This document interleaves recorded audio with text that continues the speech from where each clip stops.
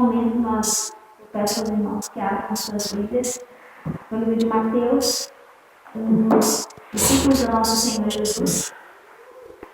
Eu tenho falado sobre reino e compartilhado isso sempre quando tenho a oportunidade, seja com a minha família, seja com os irmãos da igreja, eu tenho compartilhado sobre essa questão de reino. E eu quero convidar todos a abrirmos as nossas Bíblias em Mateus capítulo 6, versículo 13. Mateus capítulo 6, versículo 13. É o texto em que nós vamos estar abordando. Esses são os textos base. Estaremos trabalhando com outros também. Mateus capítulo 6, versículo 13, diz o seguinte: E não nos deixeis cair em tentação, mas livra-nos do mal, porque teu é o reino, o poder e a glória para sempre. Amém. Poder se sentar. Eu também vou fazer questão de ler um outro versículo que se encontra lá em Gálatas capítulo 5, do versículo 19 ao 21, que diz: Ora, as boas obras da carne são manifestas: imoralidade sexual, impureza e libertinagem, idolatria e feitiçaria, ódio, discórdia, ciúmes, ira, egoísmo, dissensões, facções, inveja, embriaguez, orgias e coisas semelhantes. Eu os advirto como antes já os adverti. Aqueles que praticam essas coisas não herdarão o reino de Deus. Esse texto de Mateus, que nós acabamos de ler, Mateus 6, ele trata daquela oração, né, que o Senhor Jesus nos ensinou a fazer. Essa oração fala sobre reino, né? Como é que Jesus começa? Né? Pai nosso que está no céu, santificado seja o vosso nome, venha a nós o vosso reino, não é verdade?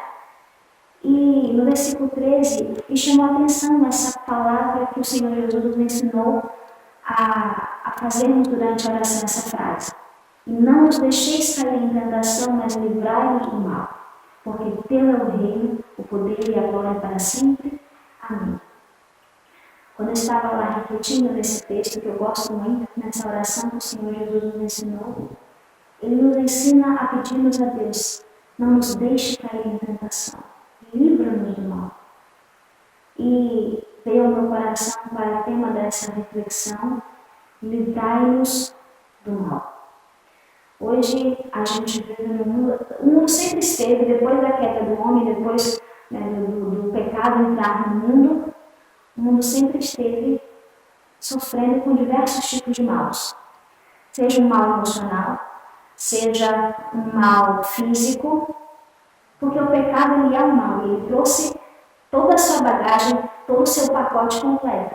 Nós temos visto nos últimos tempos, em especial no Brasil e no mundo inteiro, dificuldades emocionais.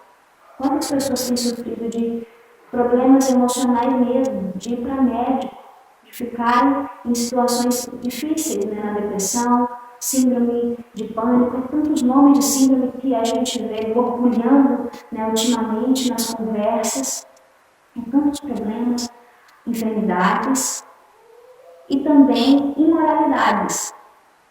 A gente vê que a lei do Senhor, que os mandamentos, que tudo que o Senhor Deus nos deixou e que o Senhor Jesus nos ensinou tem sido colocado de lado. E com isso, as coisas que o diabo oferece, as bandejas, né, o banquete que ele oferece, tem sido o quê? Prioridade. Na verdade? Por quê? Saciar a carne é muito mais fácil e muito mais prazerosa a curto prazo do que resistir à tentação e seguir diante da palavra do Senhor, seguir a palavra do Senhor. Porque, pense bem, os prazeres carnais que todos nós somos sujeitos, né? A gente fala principalmente das imoralidades sexuais, mas tem muitos outros, né? A mentira, e a gente leu aqui, daqui a pouco a gente vai estar tratando um pouquinho mais, né? O ódio, tantas outras coisas são muito mais satisfatórias naquele curto prazo, é muito mais satisfatório do que você resistir àquilo em prol da palavra do Senhor. Nós estamos cercados por isso hoje. E eu pensei comigo, nessa passagem, eu falei: Senhor, livra-me do mal. Porque parece que cada vez cada vez mais o mal está cada vez mais perto da nossa porta. Não é verdade? O mundo está tão cheio de maldade, de perversidade, de pecado, que parece que está ficando perto. Sabe aquela panela que está fervendo, ou está começando a enfervecer ali, e tudo que está dentro começa a ser cozinhado? E eu me sinto muitas vezes nessa panela de pressão. E eu pedi assim, livra-me do mal.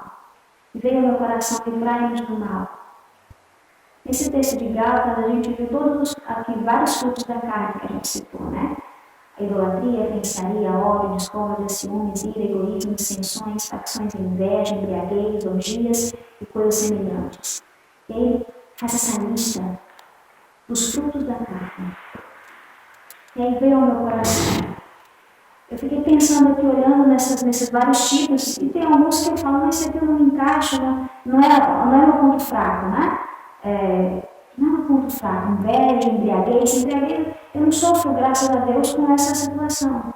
Mas será que eu estou livre de todos esses pecados, de todas essas obras da carne? Será que eu estou livre delas? Será que eu não estou sujeita a cair nelas? E aí me veio ao coração a idolatria. Será que eu estou livre? A gente, quando a gente está na igreja, a gente pensa assim, nossa, eu não adoro a objeto de madeira, de metal e nem de pedra, né? E quando a gente pensa em idolatria, a gente pensa nesse conceito tradicional de idolatria que a gente vê muito na Bíblia, né? De adorar a imagens feitas por mãos humanas, imagens de pedra, imagens de bronze, imagens de metal, de madeira. Que aí, às vezes, a gente corre o risco de falar assim, eu não caio nesse pecado da idolatria. Mas aí eu queria tratar um pouquinho mais a fundo que Deus colocou no meu coração, por exemplo, sobre a idolatria. Em Gênesis 22, capítulo 22, versículo 2 ao 12, diz assim: Então disse Deus, toma seu filho, seu único filho, Isaque, a quem você ama, e vá para a região de Moriá. Sacrifique-o ali como holocausto em um dos montes que lhe indicarei. E aí depois você dá uma pausa no texto, né, e você vai para o versículo 12, quando Abraão estava perto de cometer, vamos dizer assim, de fazer o sacrifício que foi lhe ordenado, ele ouviu uma voz: não toques no rapaz, disse o anjo, não lhe faça nada, agora sei que você teme a Deus, porque não me negou seu filho, seu único filho. O que eu quero dizer? Dando continuidade, livrai-nos do mal da idolatria.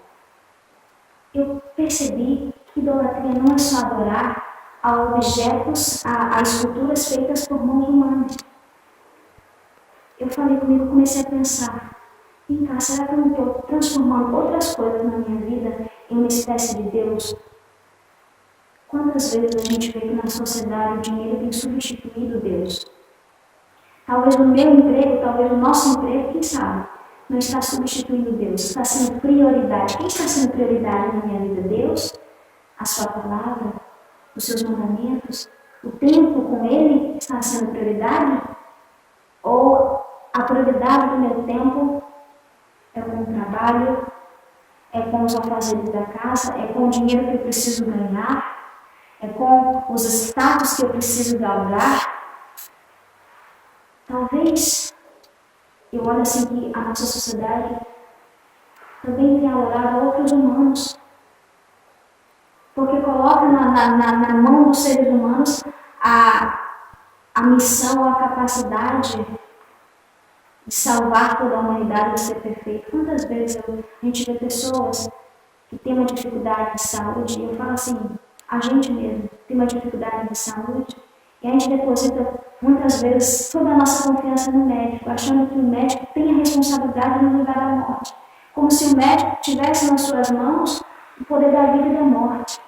E aí, quando ele não consegue muitas vezes salvar um familiar nosso, a gente culpa o médico, né?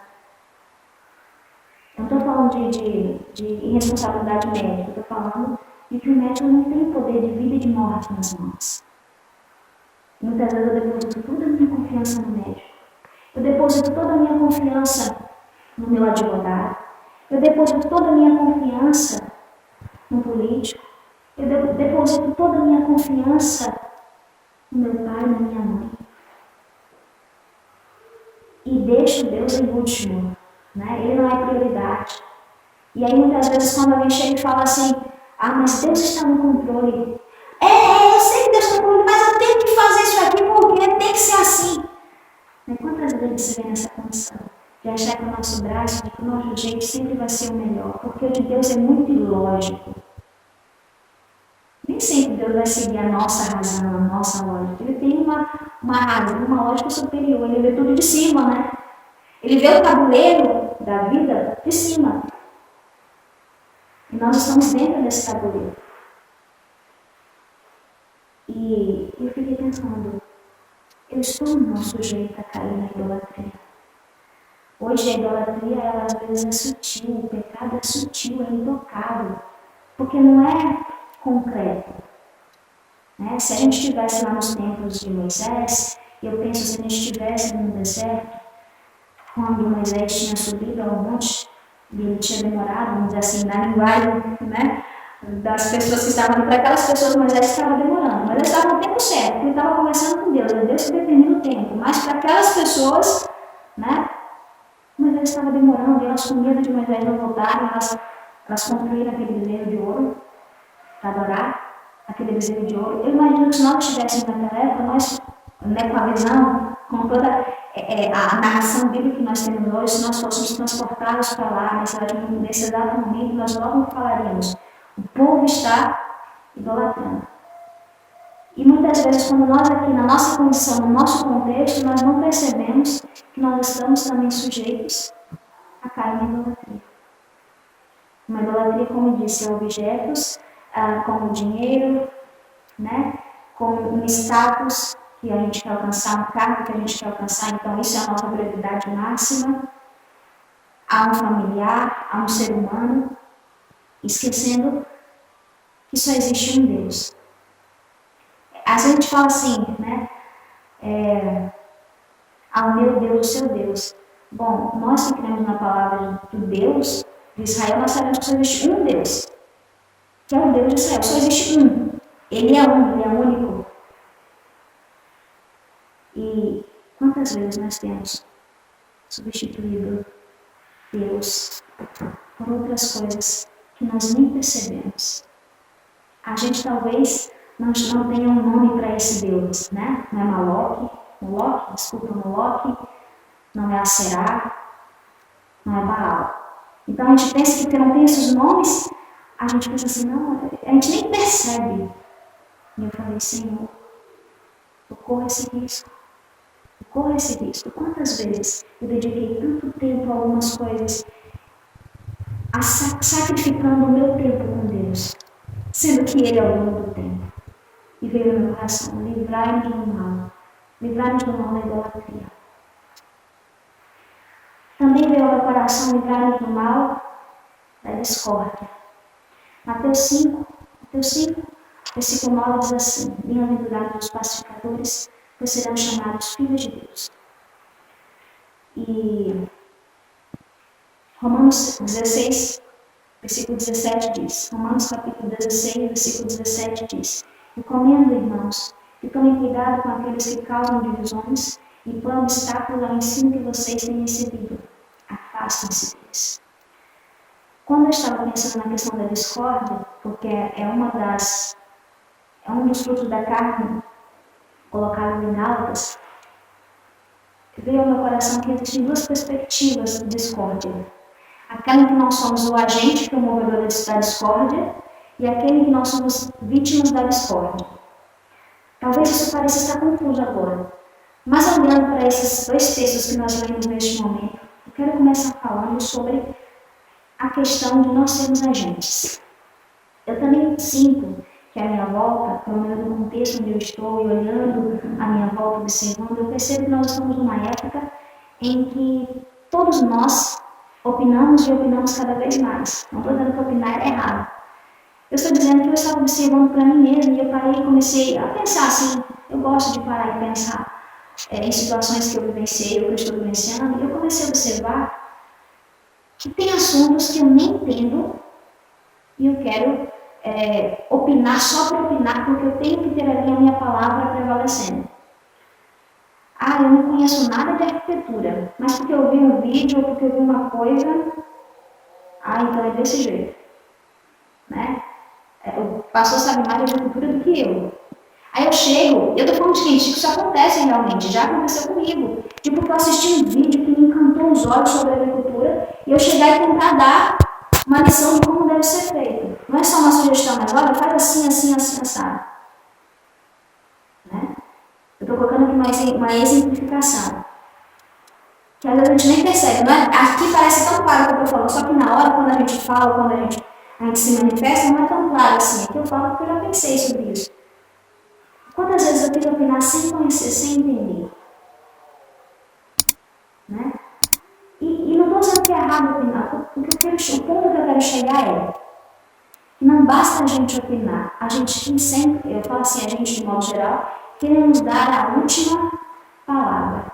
Não é opinar porque eu quero apresentar mais uma nova versão, uma nova visão. Mas é opinar por quê? Porque eu tenho que me contrapor a você. Porque eu tenho que apresentar a minha palavra e ela tem que ser a última palavra. Porque eu.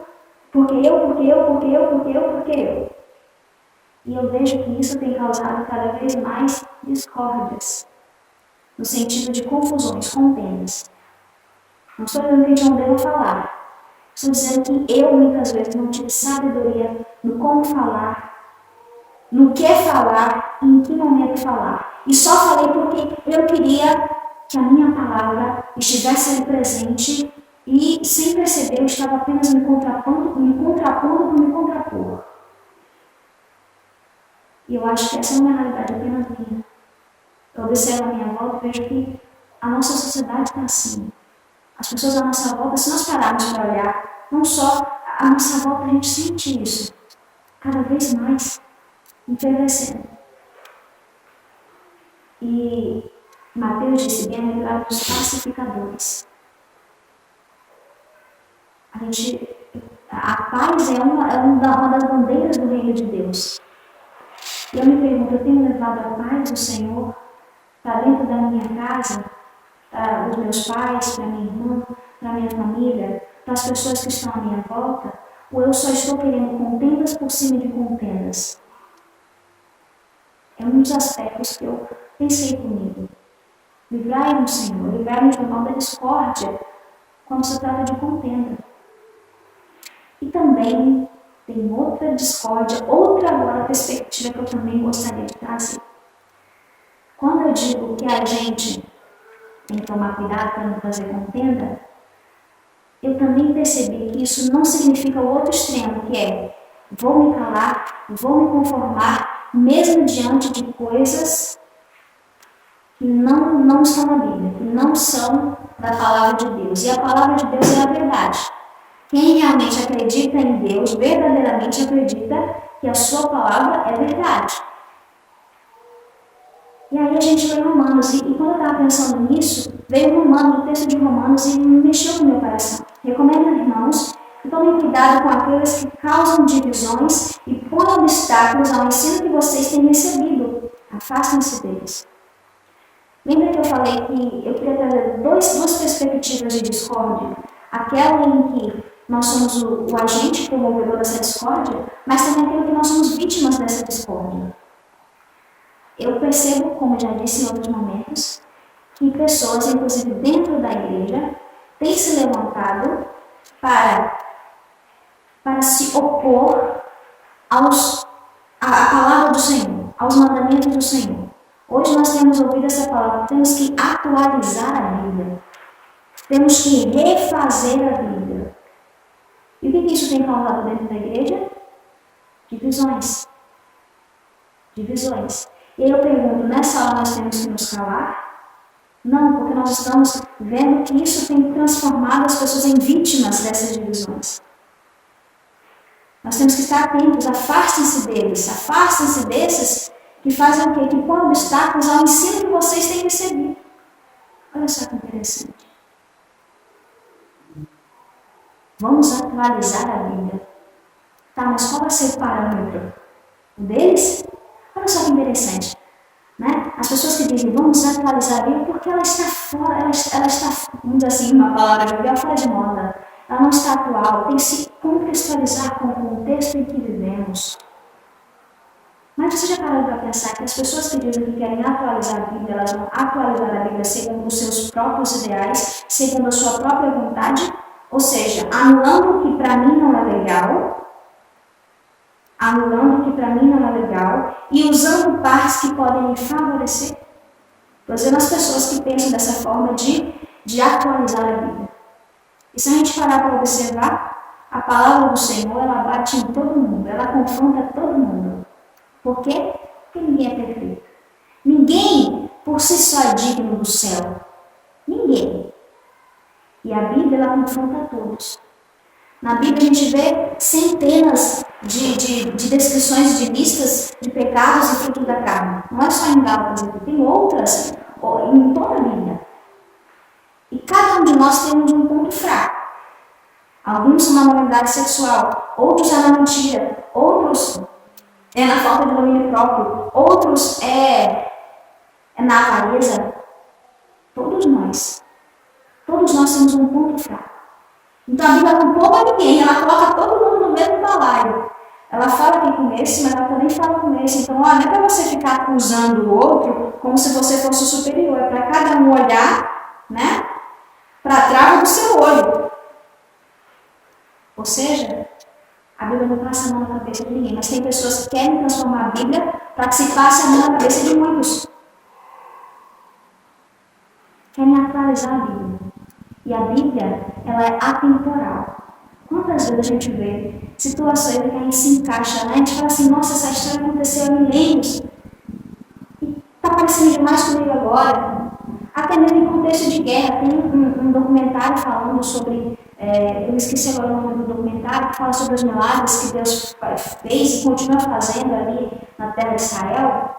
E falando sobre uma guerra que aconteceu, não me lembro exatamente qual foi a guerra, se foi a Segunda Guerra Mundial, não me lembro. E tinha um general, uma pessoa de poder no exército, e ele estava procurando uma estratégia para vencer o seu inimigo.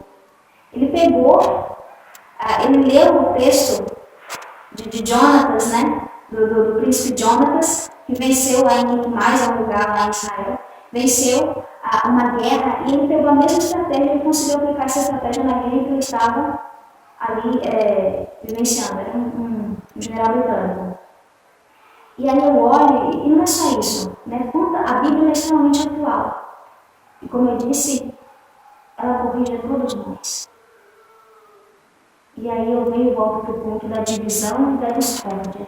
Pessoas têm se levantado dentro da igreja para trazer discórdia, fazendo-nos o quê? Fazendo-nos a repensar no sentido de nos opormos à Bíblia. Não repensarmos a nós mesmos e as nossas atitudes, mas a repensarmos com relação à Bíblia que nós temos que atualizá-la. Cuidado com a discórdia, livrai-nos, Senhor, da discórdia, desse tipo de discórdia também, porque nós somos vítimas dela. Livrai-nos, Senhor, para que não venhamos cair e perecer, porque a tua palavra é fonte de vida. A palavra de Deus é fonte de vida. Livrai-nos, Senhor, do mal da idolatria, livrai-nos do mal da discórdia. Depois, me veio para o meu coração um outro fruto da carne ao qual eu estou suscetível a cair. Livrai-nos, Senhor, do mal da ira. Salmo 37, 8. Evite a ira e rejeite a fúria. Não se irrite. Isso só leva ao mal. Eu estava pensando essa semana, quantas vezes eu me irei com a minha família, com as pessoas mais próximas que eu tenho. Com as pessoas que mais me amam, que são capazes de se entregar por mim, porque nem todo mundo é capaz de se entregar por mim. Nem todo mundo, gente. Nem todo mundo é capaz de se entregar. Quantas vezes eu me irei? Quantas vezes eu me exaltei sem necessidade? Quantas vezes eu fiquei furiosa? Quantas vezes? Eu me pergunto, será que sou apenas eu? Porque isso eu sinto que tem acontecido de forma generalizada.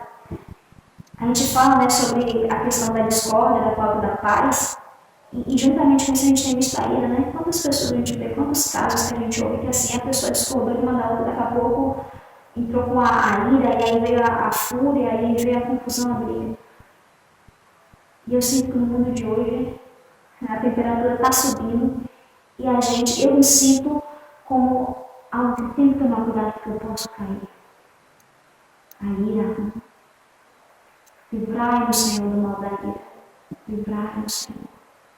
Não nos deixeis cair em tentação. A tentação vem, né? A gente não está livre da tentação, ela sempre vai estar aí batendo na porta da gente. Sempre. Agora, e a gente, como é que a gente vai reagir a isso?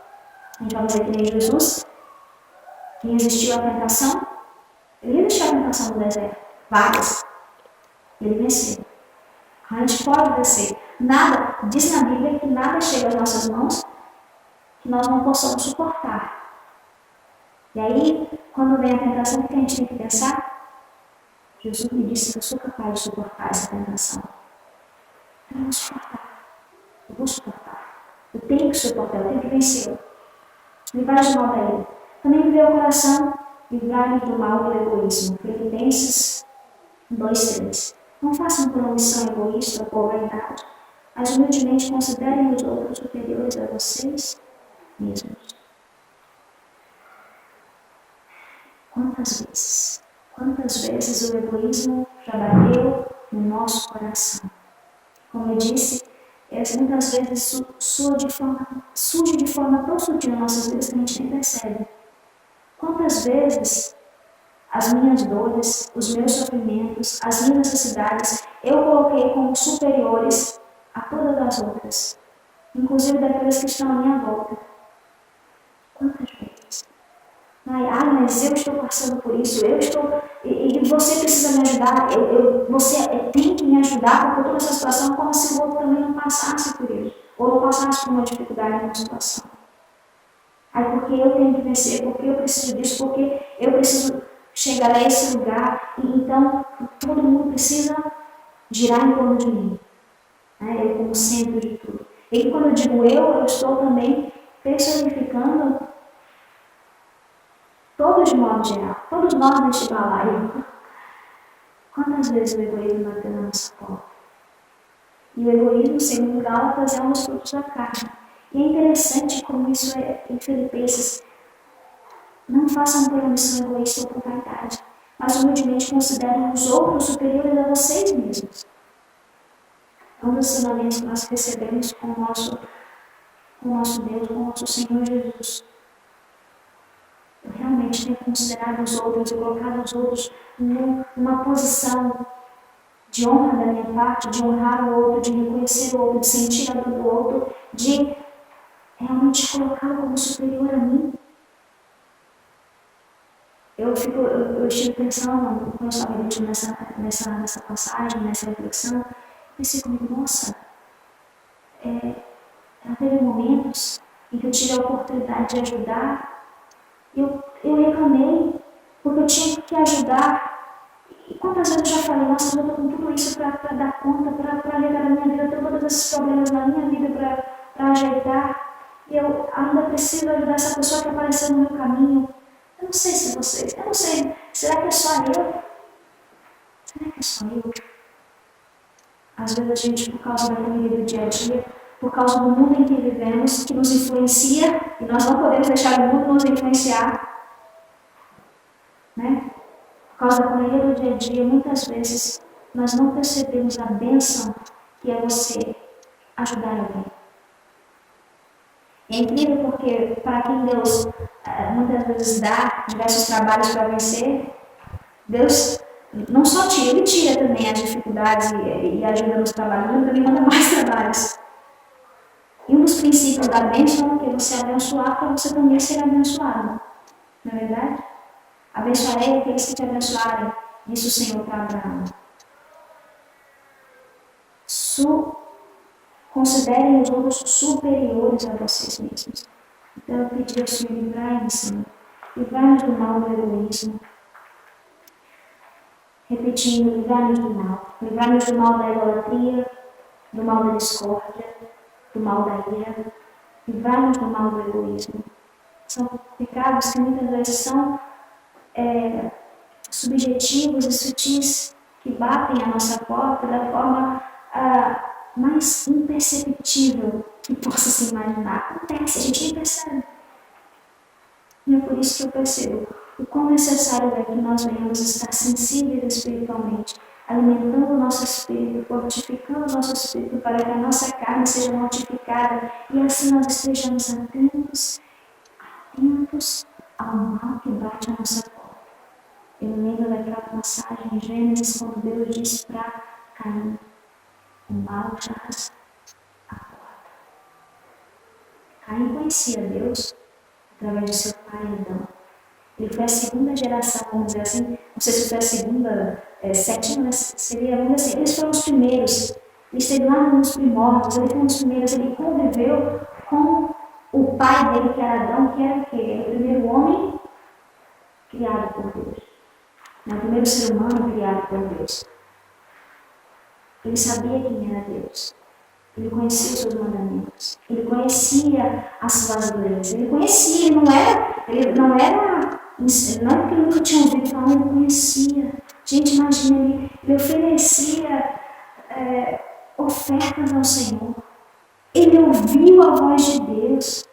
Ou seja, se for olhar eu e Caim, em termos de conhecimento, de proximidade de Deus, com Deus, ele tinha mais do que eu. No sentido de conhecimento, de conhecer quem era Deus, ele tinha mais do que eu. Mas ele sofreu a tentação. E Deus avisou Caim: o mal está à porta. Mas ele não venceu a tentação. E ele caiu. E levou consigo uma maldição. E é por isso que eu termino essa reflexão dizendo que venhamos nos lembrar desse trecho, desta oração do Pai Nosso com muito carinho, e que venhamos fazer esta oração sincera: Senhor, vou fazer questão de ler, e não nos deixe cair em tentação, mas livra-nos do mal, porque teu é o reino, o poder e a glória para sempre. Amém.